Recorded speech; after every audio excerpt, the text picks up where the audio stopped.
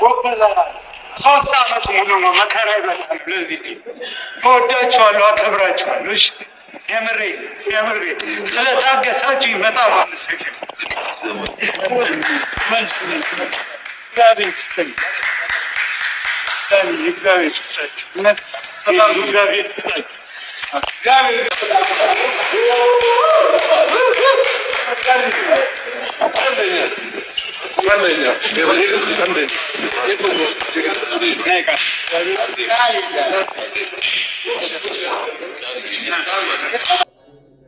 አርቲስት ሄኖክ ወንድሙ እንግዲህ ፈረጃ ፊልሙን ለማጠናቀቅ በጣም ትልቅ ዋጋ እንደከፈለ የሚያሳይ ተንቀሳቃሽ ምስል ነው ያጋር።